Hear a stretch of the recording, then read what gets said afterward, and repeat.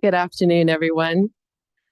I would like to start this meeting by recognizing that the area that we call the Fraser Valley Regional District has been home to Indigenous peoples for generations.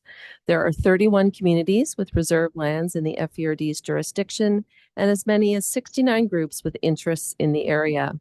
This diverse landscape means that there are many different viewpoints that need to be considered when we make decisions, because what we decide as a local government can affect everyone in different ways now and in the future. So, as part of our collective responsibility, I commit that we continually examine the work we do to ensure that our projects, plans, initiatives, and discussion are guided by the principles of inclusion, collaboration, and reconciliation today and in the future. So with that in mind, I would like to call to order the December 5th, 2024 meeting of the Electoral Area Services Committee meeting to order. So the first item on our agenda is the election of the chair. To facilitate this election, I would like to ask for a first call of nominations for chair of the Electoral Area Services Committee. Director Castle. I'd like to nominate Director Adamo. Thank you, Director Castle. Director Adamo, do you accept this nomination? I accept this nomination. Thank you. Thank you. Are there any other nominations for the position of Chair of the Electoral Area Services Committee? Director Dixon? I'd love to nominate Director Bill Dickey. Thank you. Director Dickey, do you accept this nomination? I will, thank you. Are there any other nominations for the position of Chair of the Electoral Area Services Committee? For a third and final time, are there any other nominations for the position of Chair of the Electoral Area Services Committee? Hearing none, I now close the nominations and declare that there will be an election. And I will ask our Deputy Corporate Officer and Corporate Officer to facilitate that election.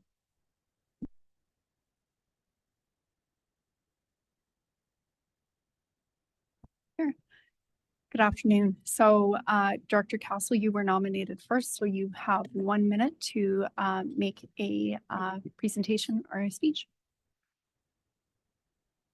I was the first to nominate Director Adamo. My mistake. Thank you. Director Adamo, you were nominated first. Thanks very much. My name is Peter Adamo. It's a real privilege to be chosen. Thanks very much, Director Castle. I've only been around for 2 short years, and one of the great things about coming on to this team was understanding that there would be opportunities for me not only to grow within, but to grow within the organization and to learn as much as possible in order to help not only my constituents, but those others that are around as well within our team. I believe that change is important, and it shows something. It shows good leadership when you're able to change. And after 12 years of our past leadership, which I commend Mr. Dickey on taking care of, I really believe he's done a good job, but I believe that it is also time for change. You don't go into something like this not thinking that you could do a better job. You obviously come in. I came into my last election under that same situation where I thought I could do better, and I believe I can do something a little differently. I can bring a new level of communication to this organization. My ability to work with others at all levels of government and within the internal organization is strong. Fine. Sorry, Thank you very much. Thank you. Okay, and then Director Dickey, you have a minute. Please go ahead. Thank you. And after 22 years here, I suppose I have to run on my record. So I think everybody knows who I am, and there won't be any surprises. But I really think what we do here at the committee level is very important. We affect what people can do with their property. We affect their taxation. And when I look around at the electoral area directors at this table, and including Director Davidson, I'm really impressed with the caliber of people that we have here, every one of you. So I would be honored to be the chair again at the Electoral Area Services Committee. Thank you. Okay, so I'm just going to come around with the ballot box, and if you can take a piece of paper in front of you and write the last name of the person for which you wish to vote for chair for the Electoral Area Services Committee, and then I'll come around and collect it.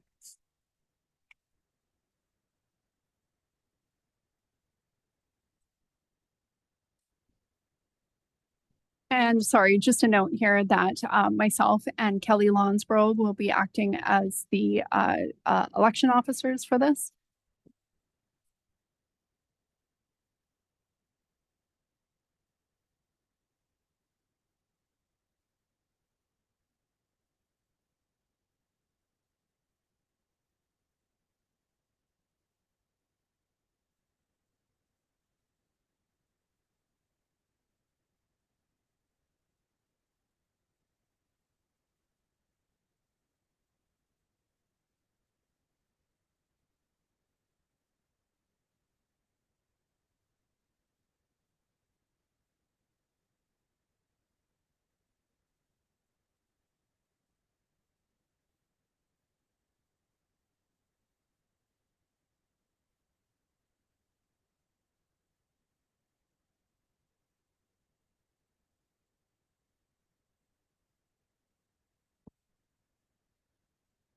And just for the committee's awareness and members of the viewing public, since we do have one member attending via Zoom, we have made arrangements for that vote to be cast electronically directly to our corporate officer.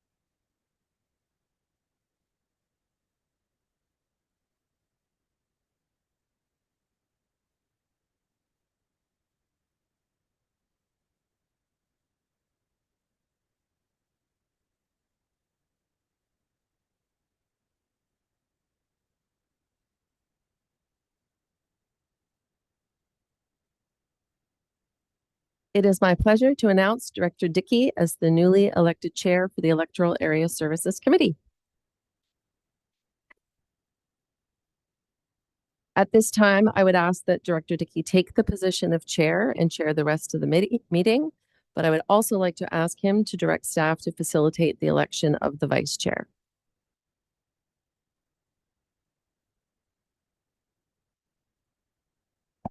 Ms. Kinman, did you want to do that, please? Thank you. I will now call for nominations for the position of vice chair for the Electoral Area Services Committee. Director McElhaney. I'd like to nominate Director Taryn Dixon. Thank you. Director Dixon, do you accept this nomination? Are there any other nominations for the position of vice chair for the Electoral Area Services Committee? Director Castle. I'd like to nominate Director Adamo.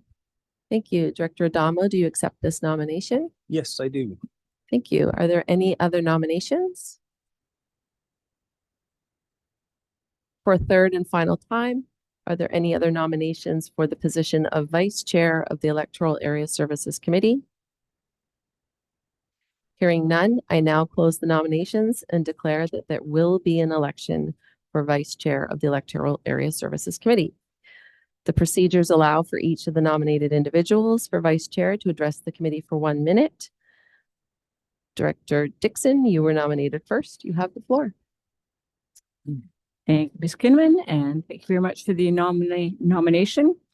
In my 10 years as an elected official, I have learned a great deal. 2 years as the Electoral Area Services Committee Vice Chair has provided me with a greater insight into both the Electoral Area Services Committee and the full board. My past career as a school principal has strengthened my leadership skills and the ability to work collaboratively with many others. These are important skills I bring forward. Our Electoral Area Committee, full board, and staff are made up of a diverse group of people, areas, and interests. It is important to listen to all perspectives and to make the best decisions for those who elected us. We can't lose sight of the residents and the current financial scene. I'll treat others with respect while ensuring that the needs, concerns, and desires of the electoral area directors and our constituents are brought forward and kept in the forefront. Thank you for the opportunity to speak today and to hopefully continue to serve you. Next time. Thank you. Director Adamo, you now have the floor to address the committee. Thanks very much, Director Dixon. A couple things. Together, I'm honored once again to be selected for this opportunity. I look forward to working with everyone as I have in this past year and look forward to growing in this role. My abilities in the corporate sector as well as the private sector have been specialized in the ability to work with all levels of government and bringing people together. My communication skills have proved that over and over and over again in terms of bringing people together, unlikely sources together when required. So I look forward once again to working with everyone as a backup role to Director Dickey, and I look forward to a great next year. Thanks very much. Thank you. Now, once again, this election is conducted by secret ballot. And as such, please write down the last name of the individual you would like to be vice chair of the Electoral Area Services Committee. And we have Jamie Van Ness and Kelly Lonsborough appointed as election officers who will undertake the ballot count.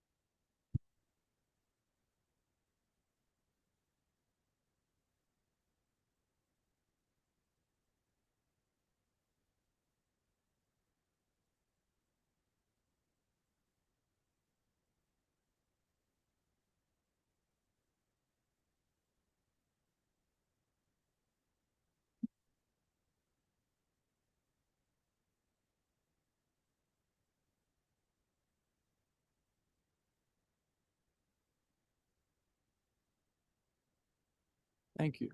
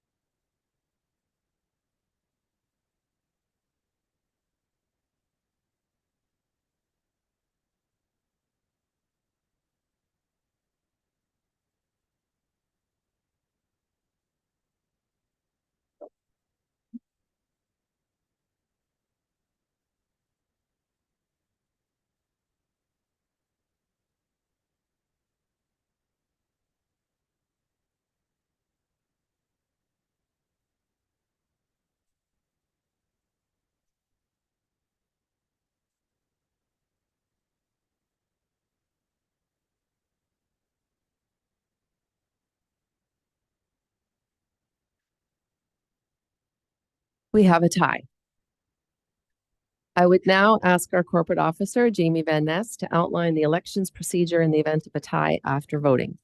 Thank you.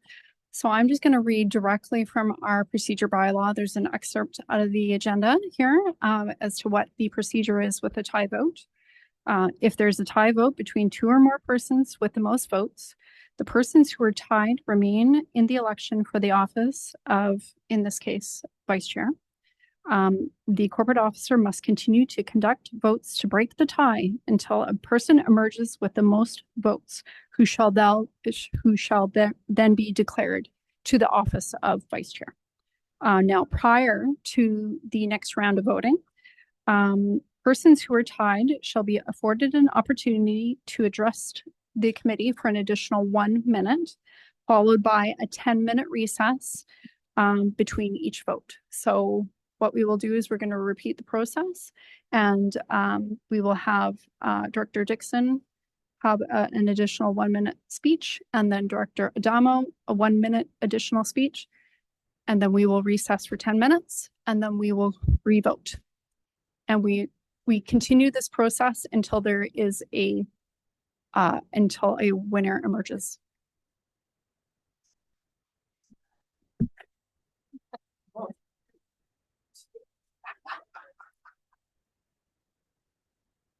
So Director Dixon, please go ahead. Okay, well, I didn't prepare two speeches, but here we go. Well, this is interesting. I just really think it actually speaks highly of our East Committee here today that there's interest in this and interest in taking on the vice chair role. So I just will reiterate that I've done it for 2 years. There's still work to be done, and would certainly like the opportunity to continue to work alongside Director Dickey to bring forward the concerns and needs and issues from all the electoral areas, as well as to working together with the full board. And my goal is to listen and to be a great advocate for the electoral areas. Thank you. Thank you, Director Dixon. Director Adamo, you have the floor. Thanks very much. And I echo what Director Dixon said. It shows that we have a group of really interested participants within our area. And it's great that you're all taking the opportunity to express yourselves here. A couple of things that I'll bring to this table, although I don't expect to ever have to sit in the chair's role. I don't believe Director Dickey will leave there very often, but should he ever do that and I was selected and to have that opportunity, I would bring a few things. One of which is, of course, the ability to listen, the ability to learn, and the ability to grow alongside each and every one of you, which we continue to do after the first 2 years and we continue for the next 2 years. I look forward to having this opportunity, and I believe that we'll all benefit from a great new communications role within our team. And I appreciate your support in this next vote. Thank you. Thank you. Okay, so we will now take a 10-minute recess. Feel free to discuss amongst yourselves, and I will have our corporate officer let us know when the 10 minutes is up.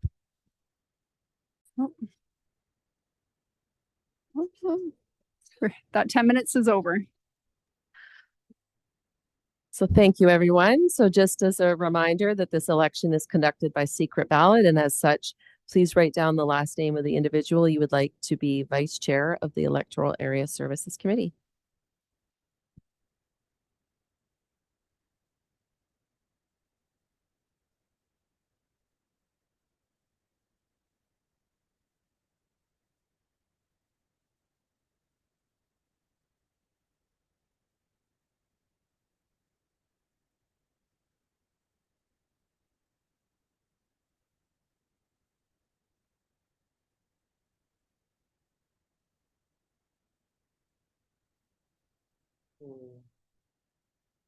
I'd like to apologize to our delegation at Enbridge. Thanks very much for your patience.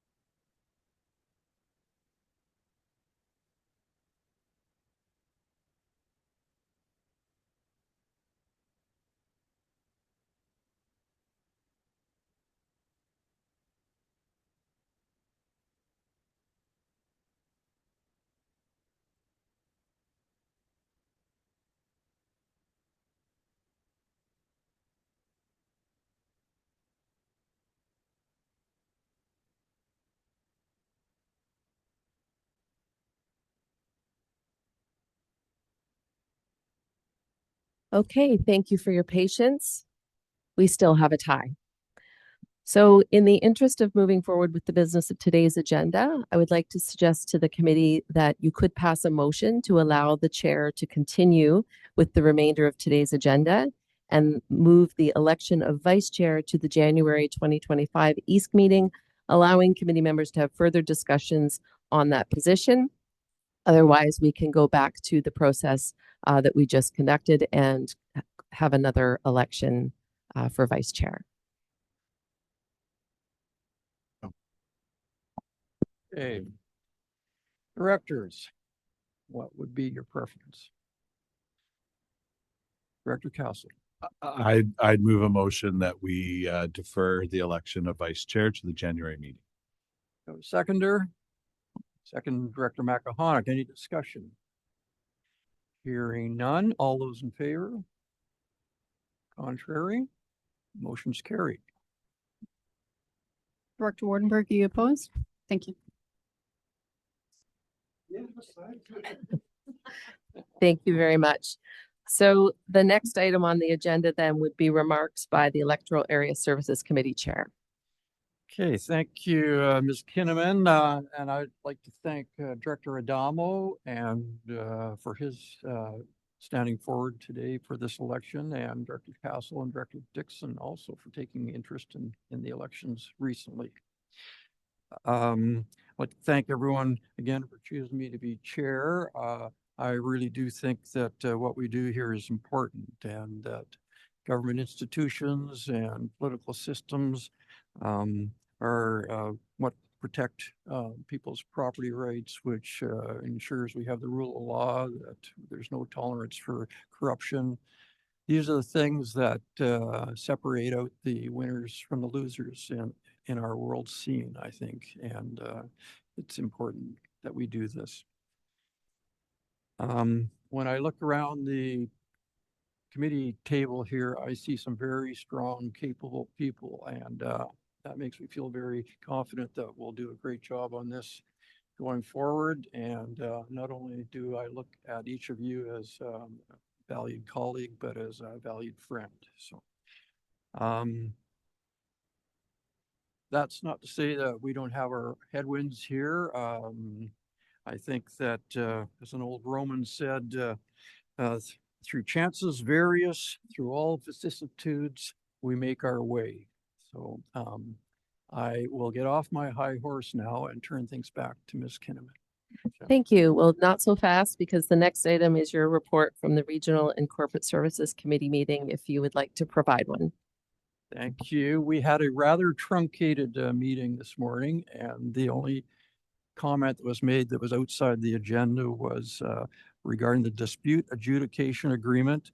Director Horn complimented staff on the operation of the process and how well it has worked for the city of Mission. And that is my report. Thank you. Thank you. So looking for approval of the agenda, and late items. For a motion, move Director Makahonic, second Director Castle. Any discussion? Hearing none, all in favor? Contrary, motion carries. Item 8.1 is a delegation on the Sunrise Expansion Program. Better late than never. Well, I was gonna say, thank you for letting us be part of that process. It was really interesting, actually. Thank you to directors and staff.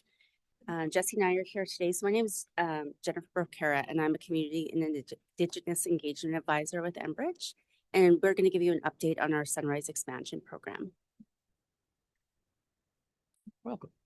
I also want to thank you for the earlier land acknowledgement. That's something that we also do at Enbridge. It's really important to understand where we're working and we're living and whose land we are on. So this is what we call the big picture. So this is Enbridge in North America. It's it kind of shows all of our different energy assets that we have. So the blue, strictly in BC, you'll see is blue, and that's natural gas. And so that's what we're transporting here. We also have the purple is liquid pipelines. So we don't transport oil or bitumen in BC, but we do throughout North America. The green you'll see is our renewable assets. So those are typically solar or wind areas. And then in the yellow, that's actually over in Ontario, we're actually the gas distribution company there. So what Fortis would be for BC. So this is our, what we call either our West Coast or BC pipeline system. So it goes from Fort Nelson all the way to the Huntington-Sumas border and over into Alberta. It's about 2,900 kilometers. It's got in the ground has actually two pipes. So there's a 30-inch and a 36-inch pipeline in the ground. And it's been operating for almost 70 years. And it's providing power to residences, industry, and it goes right into the Pacific Northwest as well. So these are just some stats on kind of the economic benefits brought from Enbridge to BC in 2023. So we have 224 or maybe have more now. So this was the end of the year last year. So we had 224 permanent contract employees, and that brought $23.7 million in wages to those people. And also Enbridge paid $72.9 million in property taxes across BC last year. This is a little more specific to the Fraser Valley. So the regional district, so we paid $9.12 million to the regional district as well as the member municipalities last year. So talking about local community benefits. So there was also $280,000 contributed directly through investments into community. And so those are some of the ones that there was more, but these are kind of like our highlights. And I'm sure many of you attended a lot of these events. So I think moving forward, we're just wondering what else can we do? What can we do a bit different? Of course, these are great events and we would love to, again, sponsor them and volunteer at them perhaps, but also keep in mind anything, and we can talk later too, or you can have my contact and we can talk about something that might be a little bit different, creative, how we can be represented in the community. The video.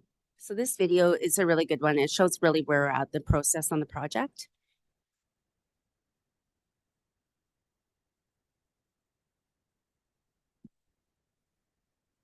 For almost 70 years, the West Coast or BC pipeline system has been transporting safe, reliable, and affordable natural gas for markets throughout British Columbia, Alberta, and the U.S. Pacific Northwest. This natural gas is used to heat our homes, schools, and businesses, and in many industrial and manufacturing processes that produce hundreds of products that improve our lives. To meet the demand for natural gas across the region, West Coast has submitted an application to the Canada Energy Regulator, or CER, for approval to expand the southern portion of the BC pipeline system.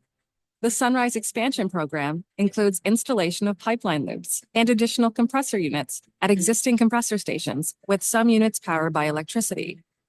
In the application, we have described steps we're taking to work with Indigenous groups and ensure we're protecting the environment and the people, maximizing benefits, and inclusion of local and Indigenous groups, while mitigating potential effects on the environment and communities.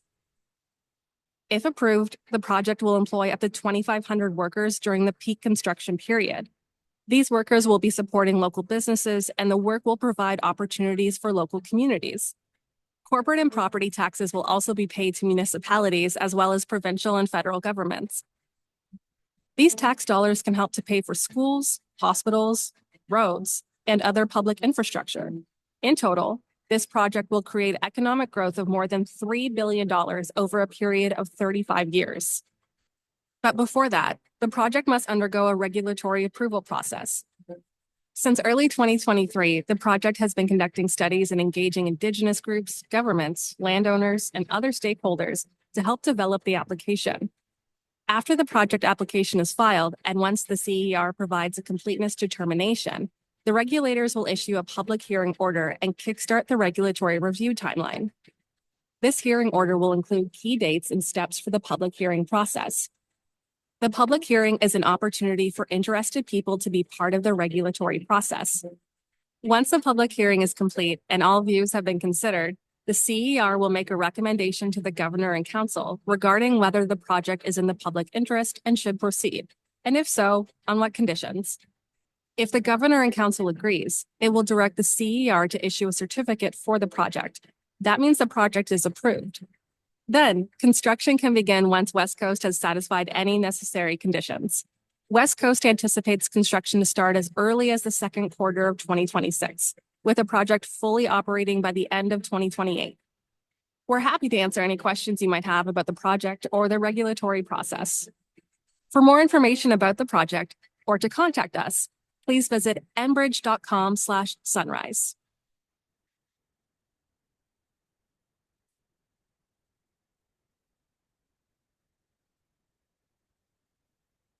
That was pretty much it. I could probably leave now, but I'll talk a little bit more. Did you have anything else to add? I do. Oh, I have more great. to add. We're going to talk a little bit about next steps as well. Oh, there we go. Oh. Okay. So this is actually the Sunrise Expansion Program here. So it starts in the Pine Pass and goes south. So this is what we call RT South pipeline.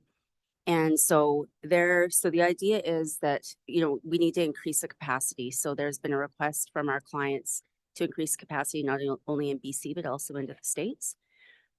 The proposed project would be 137 kilometers of looping, and that's over 11 segments. And so you can see the segments are quite small there, but kind of those little green lines that are in the existing pipeline right away, that's what we would consider our pipeline looping. And then that would be a 42-inch diameter pipeline. And then also we're looking to put in 4 new compressor stations on existing compressor sites, as well as electrifying 3 of those 4 compressor stations. So these are the 3 components I just talked about.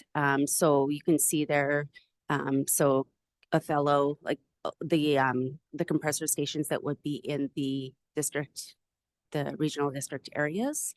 And then also if we were to do the electrification, we would need approximately 34 kilometers of new power lines for that. We just kind of talked about that. So yeah, the most northern proposed compressor station would not be electrified in the Pine Pass, but the other 3, that was the idea of that. So this is the specific scope for the Fraser Valley Regional District. So the pipeline looping. So there would be about 13 kilometers northeast of Seabird Island to Agassiz near Chim.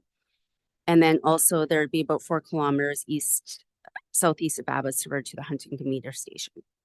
So those are the proposed loops. And there's also right now, as we kind of are revising and looking at the scope, refining the scope, there might be a need for more pipeline looping just north of Huntington. And this is the proposed compressor station as well as power line that would electrify it. So right now, so since we applied in May, we've kind of been looking to kind of feed into the project design. And doing that, we've been working with Indigenous groups and landowners, other stakeholders, and also doing field studies to understand, if that is the right route. Right now, we're kind of looking and thinking there's going to be 2 options for this power line. We're either going to find an alternative route just outside of Hope there, or we would just not do the power line and just do an electric drive compressor, or a gas drive compressor. So this is kind of next steps for us. So I don't know, and if anybody here has not been invited and would like to attend this. So what we started was a series of roundtables. So we're looking to build out our socioeconomic effects management plan, which would be a condition of our certificate if we were to receive it. So basically going into communities and deciding, discussing what the needs are, kind of baseline data, any feedback, concerns, opportunities that we see there. So we're doing these roundtables, and the first one we did was in Hope. So we did on November 13th. We sat down. I think there was 18 representatives, and it It was municipal representatives. There was nonprofits there. There was emergency services. It was a really good kind of diverse group. Chamber of Commerce was there. Yeah, so a diverse group to be able to kind of feed into this information and give suggestions on what we could do for mitigated measures. And so the next one we're going to do is District of Kent, and that's going to be on Monday. And then the following week, we're doing Chilliwack on Tuesday and Abbotsford on Wednesday. So just that same kind of idea. Invites have been sent out though. So if you didn't receive one and want to participate, we would love that. We've just kind of been, hearing, who kind of leaders in the community are. So it would be wonderful if you're not attending, if you could. And then out of that, it'll be these initial, we're kind of starting in the Fraser Valley area and then moving north. So next year we'll be kind of moving up all the way to the Pine Pass and talking to communities to develop those mitigation plans. This was in the video, so talking about the CER application. So we submitted the application in May, and we just 2 weeks ago, I think, it was deemed, basically that the application was complete. Completeness determination, they call it. So once that happens, then it's a 450-day review period. And during that time, these discussions will continue. We'll continue to meet with stakeholders, do field work, and then hopefully in 2026, we'll receive our certificate and start construction that year, and then ideally be complete by 2028. These are just some application links. I think everybody's got the presentation on here. You can always go to enbridge.com/sunrise, and they'll have everything there, fact sheets, the video we saw today, and all of the application information. Yeah. Good. Thank you, Ms. Prochair. Are there any questions or discussion? Director McAhonik. Thank you. I had a question regarding employment. So it said in a 2-month period to be 2,500 positions. Where is that throughout the whole thing, or is that in the I think balance? that's pretty much, that is kind of average of what it would be over 18 months. And I guess I would mention too that as far as construction goes, we would be starting in the north and moving south. So likely construction in this area wouldn't start until 2027.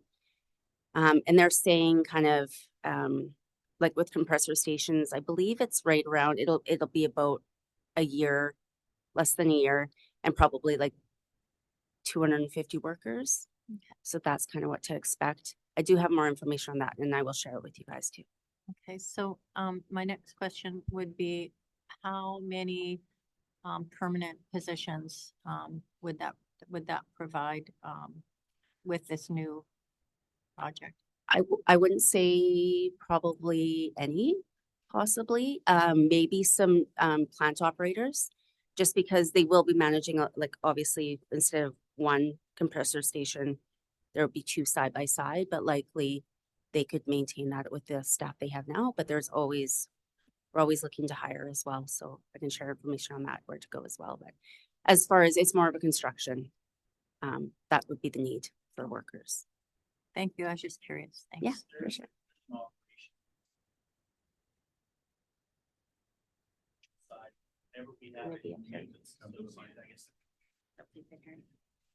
Sorry, whenever we have any maintenance associated with our system, there's obviously employment opportunities that come from that, but those aren't necessarily direct Enbridge jobs, right? We have a very significant contractor list that we employ from, and it's generally local contractors that do the maintenance work around here. And of course, with an additional line comes additional maintenance in the future. So it will create more employment opportunities indirectly.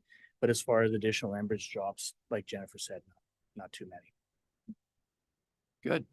Thank you, Director McAhonik. Director Johnson and Dixon. Thank you, Chair.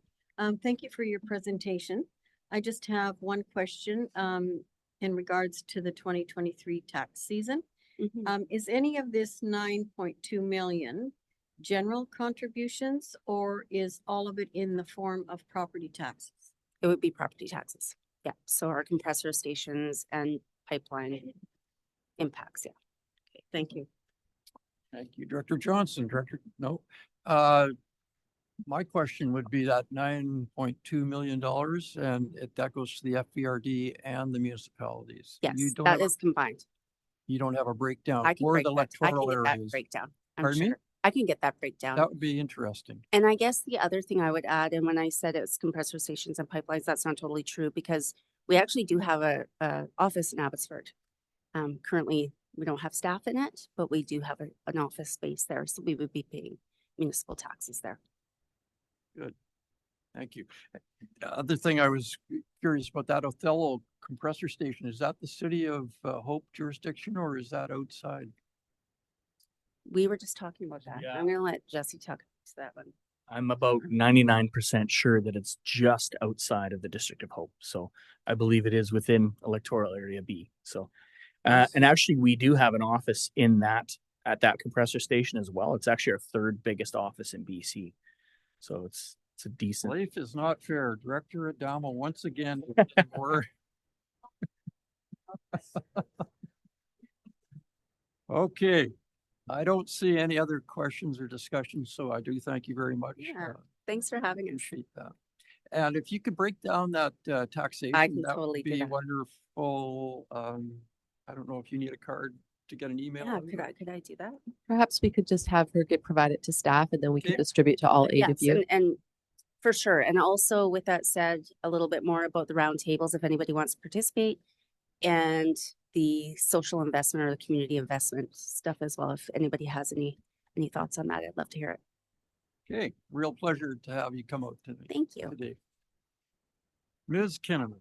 Thank you. So moving to item 9.1, which is the draft electoral area services committee meeting minutes of November 14th, 2024. Motion, move Director Wardenberg, second Director Adamo, discussion, Director Johnson. Thank you, Chair. Just one minor correction in my report. The Community Futures came to the North Bend Hall, not the Boston Bar Hall. And they held an information session, not center. Thank you. We'll Minor. make that correction. Thank you. Good. Thank you, Director Johnson. On the motion, all in favor, contrary, motion carries. 9.2 is the draft electoral area services committee of the whole meeting minutes, September 26, 2024. Motion, move Director McElhannock, second Director Johnson. Any discussion? Hearing none, all in favor, contrary, motion carries. 10.1 is a 2024 grant and aid application for the Mission Community Services Society in electoral areas C and G. Move Director Castle, second Director Wardenberg, discussion, hearing none, all in favor, contrary, motion carries. 11.1 is the Boston Bar water system variance request. Staff report, motion, move Director Johnson, second. Could we just get clarification what the option is that Director Johnson is moving?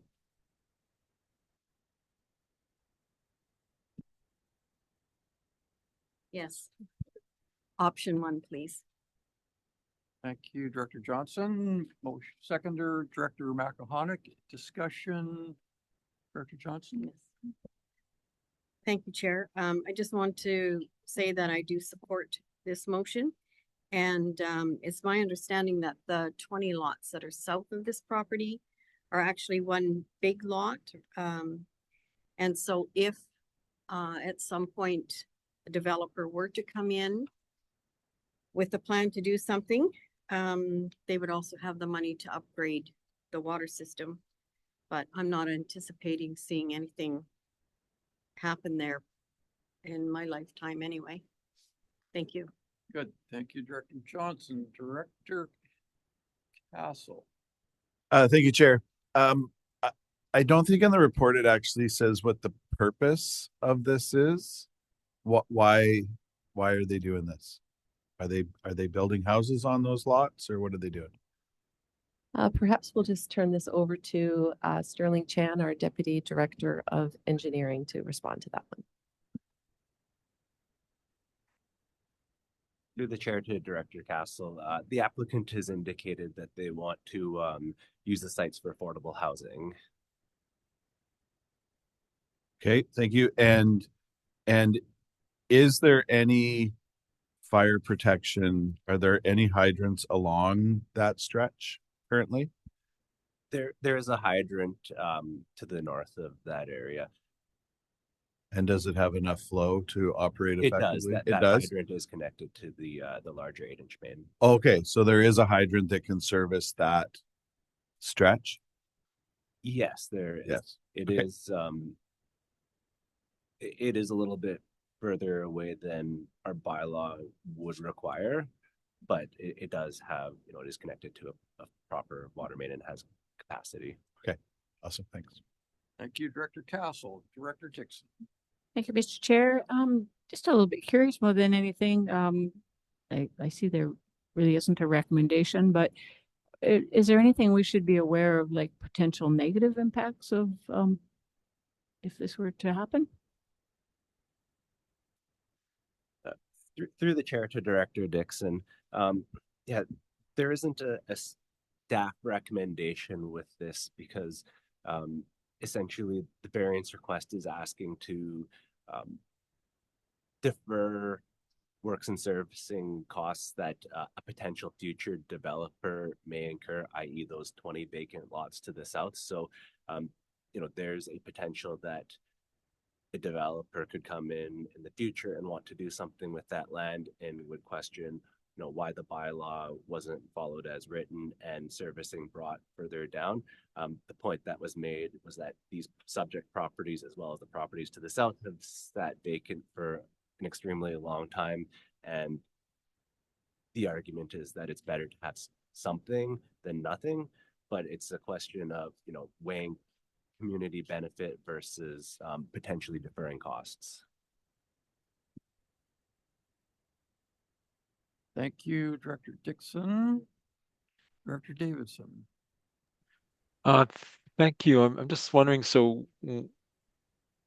just looking at the what ifs and all this, if developers say sold off the property, one of the properties closest to the one where the smaller line will go into for the variance, what would happen if somebody bought there, then realized they needed water, they wanted yet another extension?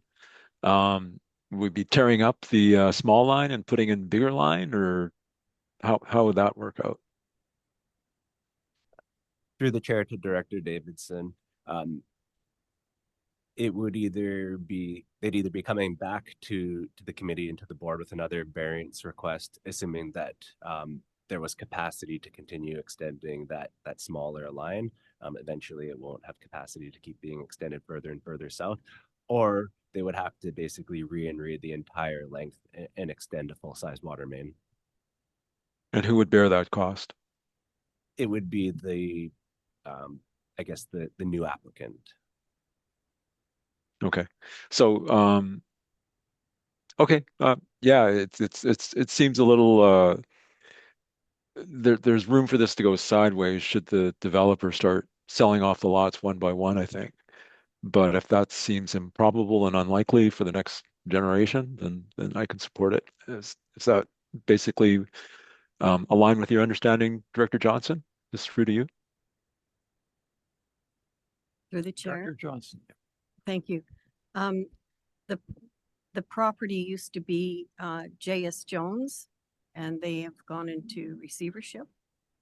So this isn't likely to be sold off one parcel at a time. Like I say, my understanding is that the actual 20 lots are one big parcel, and this property is just a barren strip that runs along beside the road that used to take you to the scales in the log yard.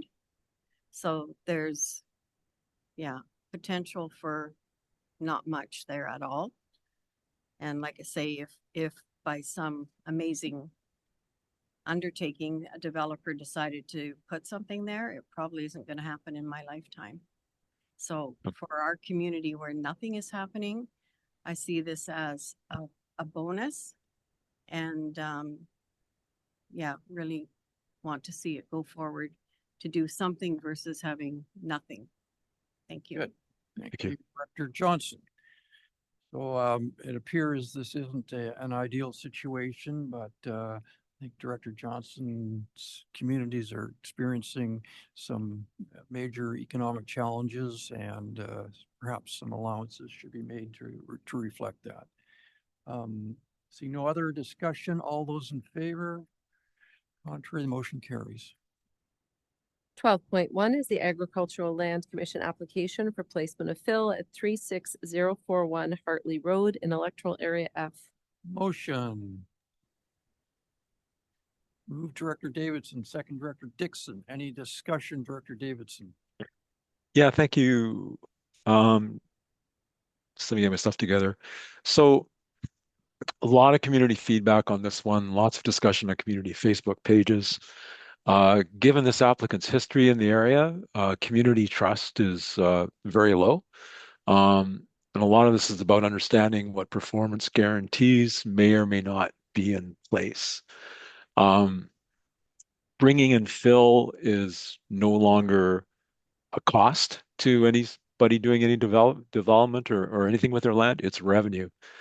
And this fundamental change, I think, means that we need to rethink a lot of things as applicants are incentivized to bring in more than they need.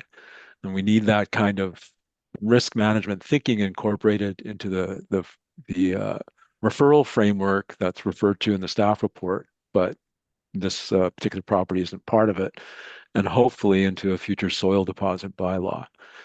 So I've, from sort of filtering through what I've got back from the community, I've distilled a lot of stuff down into 7 questions, and those questions are going to take some time to unpack.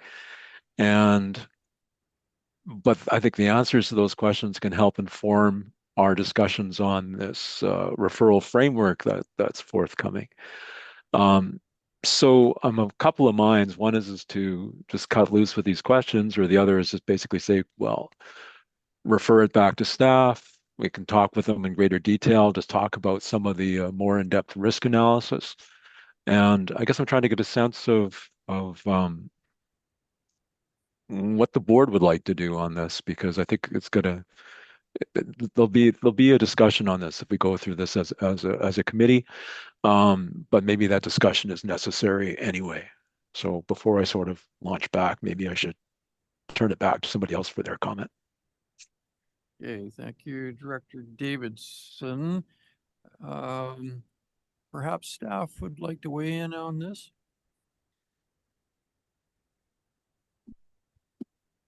Certainly. Thank you. Thank you, Chair. This is a referral from the ALC for an application to place fill, and position that the Regional District Board is in is to either forward the application on to the Land Reserve Commission for a decision, or to not forward it, in which case the proposal can go no further. The application doesn't get considered by the ALC in that case. An unfortunate element of these circumstances is that we don't have any assurances as to the outcomes. We can advocate to the Land Reserve Commission in the form of the board resolution if the board elects to forward the application. We can ask the ALC to include performance guarantees, requirements for field reviews by qualified professionals, and post-construction reporting and bonding. In fact, we know from looking at other approvals given by the ALC that they typically do that for larger fill projects. And my guess would be that they would be doing those kinds of things for this project, but I couldn't provide you with that assurance. We see for smaller fill projects that the ALC doesn't always require professional field reporting during the fill activities, or post-construction reporting when they're complete. My guess would be that they will require it. But I think even where the ALC does require it, I would remind us that those post-construction reports don't come to the regional district, and we don't have any ability to enforce them. We could, of course, liaise with the Agricultural Land Commission staff and attempt to obtain them. And of course, we can have a conversation with ALC.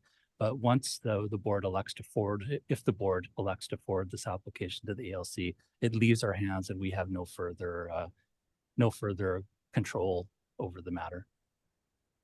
Good, thank you, Mr. Danilus. So just a question, do we have any experience with this process in the past where it's gone to the Land Commission and things have worked out well, or things have not worked out so well from a community perspective?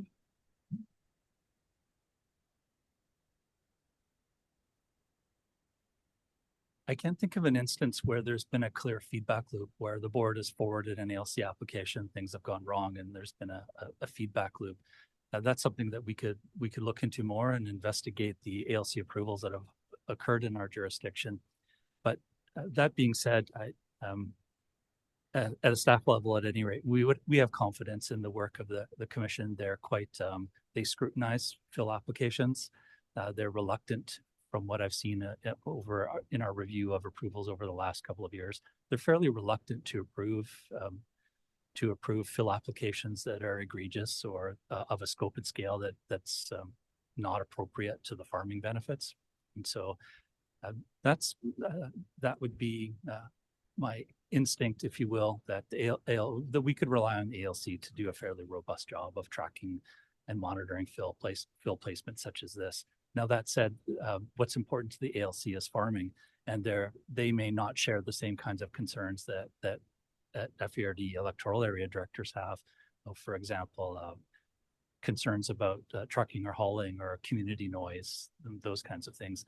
I would anticipate those things to be a lower order concerns for the ALC. They're very much focused on what's good for farming. Okay, good. Thank you, Mr. Danilus. Director Castle. Thank you, Chair. So just to clarify, this application came to the board with the staff recommendation that there wasn't enough information. So it was deferred back. Now staff feel that there is enough information and is comfortable referring it to the ALC. Thank you. Through Chair Dickey, yes, indeed. And the report also references the decision that was made to defer a number of applications as we work through the framework for these. And the reason that this property wasn't included is because it had already come to the board. That's right. And the board had set out what I guess in staff's view is a fairly comprehensive set of requirements and a quite a detailed path to get to today. Could the board decide to defer this application on its own until the framework comes back? Yes, you could. So with that clarification and understanding, I'd like to hear Director Davidson's thoughts on a potential deferral until the framework is in place.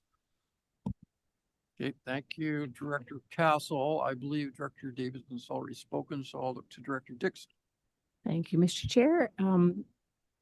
If I'm looking at this package, and I just wanted to clarify these reports and all the things in the appendix, this is what is required by the ALC and to place fill.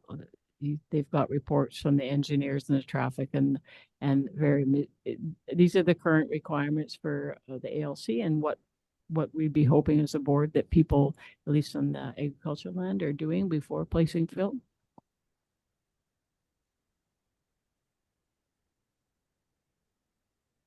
The requirements that we set out were recommended by staff in September 2023 and approved by the board. They may well go beyond what's important to the Agricultural Land Commission. So, for example, we included a requirement to consider a access and traffic plan. The ALC may well not require something like a traffic plan, although the Ministry of Transportation might, because it requires a permit. But on the whole, we would say, yes, this is the nature of technical reporting and oversight that's necessary for responsible fill operations. Good. Thank you, Director Dixon. Director Davidson. Thank you, Chair. So a couple of things. This this gets into my list of 7 questions, but some of which Mr. Daniels has spoken to. But for example, in the report, it says that this one essentially started life as a non-farming use application, and I believe that grew out of ALC's process, where anytime illegal fill is going on, they basically require the applicant to do a non-farm use application to the local government, i.e. us. But when I read the staff report, it says it's since been amended to an agricultural fill application. And I'm thinking, okay, well, if that's the case, why is it even coming to us at all? So I'm kind of left scratching my head on this one. But I also do see this as an opportunity for us for any ALC referral, to introduce things that are of concern to the community that the ALC might not consider. To Director Castle's question, I think you kind of read my mind on that one. I think it absolutely makes sense to refer this back to staff. Let's get this framework figured out, and that way we can be consistent. This is the first of many that are coming our way. And I think it's important that we set up that framework so we can be as consistent as we can. So I think with that in mind, I'll move that this application be deferred until such time as the framework is in place. Is there a seconder for that motion? Point of order. I believe we have a motion on the floor. But it can be deferred after the motion is in place and takes precedence.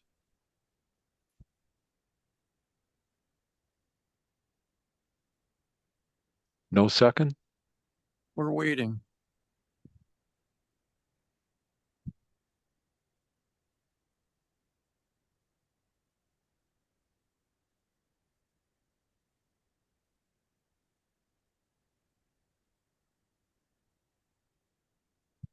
Chair, I think you can go ahead and take the motion on the referral.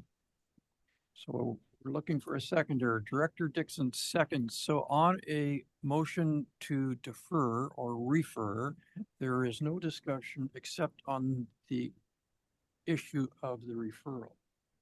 So Director, pointing at Director Davidson. No. Director Wardenberg, please.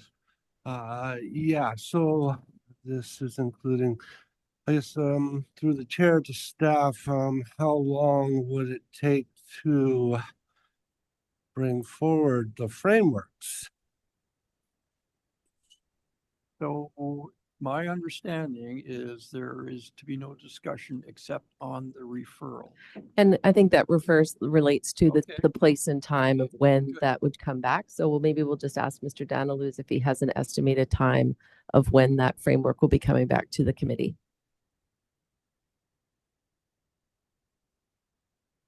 We'd anticipate bringing it forward to not later than February. Okay, thank you, Mr. Daniels. Thank you, Director Wardenberg. And thank you for correcting me, staff. Do not see any further discussion on the motion to refer. All those in favor? Contrary, motion carries. Thank you. So moving to item 12.2, we have renewal of the Upper Fraser Valley Notice Dispute Adjudication Registry Agreement. For a motion, move Director Makahonic, second Director Johnson, discussion. Hearing none, all those in favor, contrary, motion carries. Item 15 is reports by electoral area directors. Perhaps Director Johnson would like to start off. Thank you, Chair. So Community Futures put on a session in North Bend, and I guess we had about 17 people in attendance, which wasn't terrific, but being as it was morning to mid-afternoon, you know, other people that are working, of course, couldn't attend, but with it getting dark in the canyon by 4:30, we didn't want people traveling back to Ashcroft or to Hope in the dark. So anyway, those that were there were engaged in conversation and certainly participated. So that was nice. And coming up, we have December the 8th and December 15th, seniors dinners for the Christmas season. So they'll be serving the seniors turkey on both of those dates. And other than that, I don't have anything else really. Good. Thank you. Thank you, Director Johnson. Director Adamo. Thanks very much, Chair Dickey. Christmas market in Yale was a huge success this past weekend. It's their second annual, and it was great to see people from all over different areas. And their annual Christmas dinner will be taking place on December the 8th. And the Sunshine Valley is proud to bring back Santa Claus this Saturday for the annual Breakfast with Santa event and fundraiser for the fire department and the local food bank in the Hope area as well. So thanks very much in advance for all of your support for that. That's it. Good. Thank you, Director Adamo. Director Warden. Yeah, thank you. Yes, a couple of things. Merry Christmas, happy holidays to everybody. And the Sasquatch Mountain Ski Hills, tentatively, his tentative opening date would be December 14th, if anybody's interested, weather permitting, of course. That's it for me. Great. Thank you, Director Wardenberg. Director McAhonick. So, thank you, everyone, and also wish everyone a safe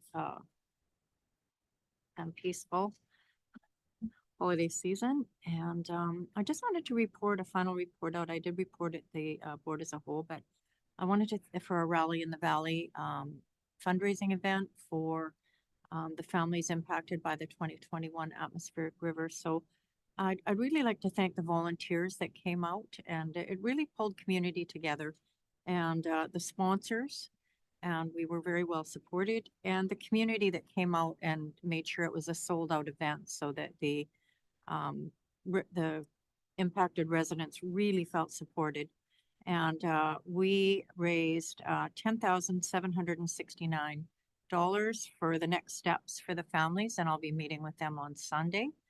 And we're running the funds through the Chilliwack River Valley Residents Association, so they'll be tracked properly. I also wanted to thank Emily Warbus for sending her CA, Gwen Disnomi, out and to speak. I think that was really meaningful, and she sat at the table and the families were able to directly talk to her and be heard, which was really appreciated. And then I also wanted to personally thank Directors Dickey and Dixon for coming out and attending. It was really nice to see that support. And I'm again, thank you, everyone. And I am glad that it's done. It was a lot of work. So thank you very much. Kudos to Director McAhonick. Director Castle. Thank you, Chair. While I haven't had a chance to check in with every single one, my understanding is that the cows in Area G are well, and we wish you all a very Merry Christmas. Well, it is nice to know the cows are well, because we haven't heard since Director Stobart that they were in good shape. So thank you, Director Castle. Director Dixon. Thank you, Mr. Chair. I just want to let everybody know Santa's coming to Columbia Valley this Sunday from 10 a.m. till 12. Cookies and cocoa. There'll be a carriage rides around the around the little loop, and just a fun time for the community to get together. So if you like hot chocolate, come on up. And attended our fire department AGM the other day and was able to thank our outgoing fire chief, Mike Soth. He has retired after 12 years and did a great job, but he's decided that he's carrying on to do other things, that he will be hanging around for another month or two just to help the incoming chief, which is Rich Robinson is our new chief. And Our deputy chief is also new this year, Stephen Van Geel. He's coming back. So looking forward to working together a little bit with both of them, and to know that our fire department's in good hands, and thanks to Chief South. And that's it for me. Thank you. Good. Thank you, Director Dixon. Director Davidson. Thank you, Chair. After Director Castle's comments, I find myself incapable of coherent speech, so nothing from me. Thank you. Thank you for an interesting report, Director Davidson. For Director D, all I would say is I'd like to thank Directors Adamo and Johnson once again for the tour of their electoral areas. Really enjoyed it. Saw some places that I'd always heard about and never seen. So yeah, it's a good day. Thank you. Ms. Kinnaman. Thank you. So moving to public question period for items relevant to the agenda. We do not have any members of the public joining us here in person, but we'll just turn things over to our Deputy Corporate Officer, Lauren Olnick, to check in online. Thank you, Ms. Kinnaman. We have one member of the public joining us online today, so this would be your opportunity to ask a question relevant to an item on the agenda. If you have a question, I would just ask that you hit the raise hand function. And while we give them a minute, I will note we have not received any written correspondence, and it appears there are no questions. Good. That would call for a motion of adjournment, if I'm correct. Is there such a motion? Director Wardenberg, excuse me. Seconder, Director Makahonic. Not seeing a hand up here. All those in favor, contra motion carries. Thank you. Merry Christmas. Thank you, everyone. Got it done.